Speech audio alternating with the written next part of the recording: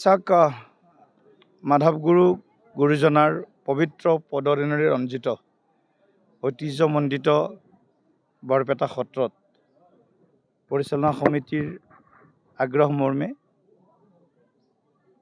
বুঢ়া সত্ৰীয়া বাপজনা আৰু ডেকা সত্ৰীয়া বাপজনা আৰু ধৰ্ম প্ৰচাৰৰ কাৰণে এখন বাহনৰ অভাৱ আছিলে আৰু যোৱাবেলি মই সভাপতি হোৱাৰ পিছতেই যেতিয়া সত্ৰলৈ সেৱা ল'বলৈ আহিছিলোঁ তেতিয়াই তেওঁলোকে অভাৱৰ কথাটো আমাক অৱগত কৰিছিল আৰু লগে লগে আমি আলোচনা কৰি এই অভাৱ দূৰ কৰিম বুলি কথা দিছিলোঁ। আজি 15 দিন আগৰ কথা, 18 তাৰিখে মই ইয়াত আহিছিলোঁ আৰু আজি হ'ল 2 তাৰিখ ফেব্ৰুৱাৰী। গতিকে 15 দিন আগত মই এই কথাখিনি দিছিলোঁ আৰু 15 দিনৰ দিনাই 14 দিন হ'ল, 14 দিনৰ দিনাই মই আজি সেই প্ৰতিশ্ৰুতি পূৰণ কৰাই নহয়, এই সত্ৰৰ যিটো এটা দীৰ্ঘদিনীয়া অভাৱ আছিল, কাৰণ বুঢ়া সত্ৰীয়া বাপজনাই ধৰ্ম প্ৰচাৰ বিভিন্ন সময়ত আমি প্ৰবচনৰ কাৰণে বেলেগ বেলেগ অঞ্চললৈ যায়, তাৰ কাৰণে এই অভাৱটো আমিও অনুভৱ কৰিছিলোঁ।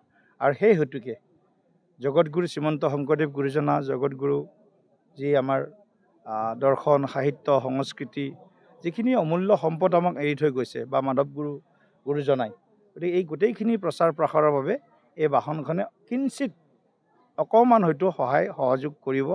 সেইকাৰণে মই আজি সন্তুষ্টি আত্মতৃপ্তি বুলি যিটো কোৱা হয়, মোৰ আত্মাই আৰু ভাৰতীয় জনতা পাৰ্টীৰ লাখ লাখ কাৰ্যকৰ্তাই আজি আত্মসন্তুষ্টি আৰু আত্মতৃপ্তি লাভ কৰিছে। এই পবিত্ৰ এটা আধ্যাত্মিক ধাৰ্মিক কামত আজি আমাৰ দলটো আজি জড়িত হৈছে। গতিকে এনেধৰণৰ কাম কাজৰ জৰিয়তে আমি আগন্তুক দিনত আৰু আমি আমাৰ যি ধৰ্ম ৰক্ষাৰ কাৰণে ধৰ্ম ৰক্ষতি ৰক্ষিত যিটো কথা, ধৰ্ম যদি আমি ৰক্ষা কৰোঁ তেনেহ'লে ধৰ্মই আমাক ৰক্ষা কৰিব।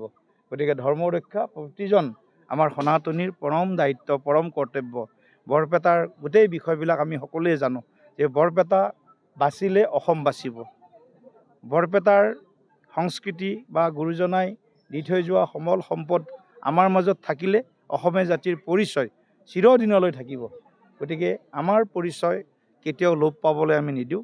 আমাৰ পৰিচয় উদ্দীপ্তমান কৰি ৰাখি জগত সভাত অসম মাতৃক বা মা ভাৰতীক আমি কেনেদৰে উজ্জ্বলাই তুলিব পাৰোঁ, সেই সংকল্পেৰে আমি আজি এইখিনি কাম কৰিবৰ কাৰণে এটা সামান্য প্ৰয়াস কৰিছোঁ। ইয়াত কোনো হেৰি নাই, আমি কি কয় কেতিয়াবা ৰাজনীতিটো বাৰু নকওঁ কথাটো, কিন্তু কোনো আমাৰ ইয়াত অহংকাৰ তেনেকুৱা ভাৱ নাই, আমি কিবা এটা কৰিছোঁ। এইটো আমাৰ দায়িত্ব বা কৰ্তব্য, এই কৰ্তব্য সম্পাদনে আমি কৰিছোঁ।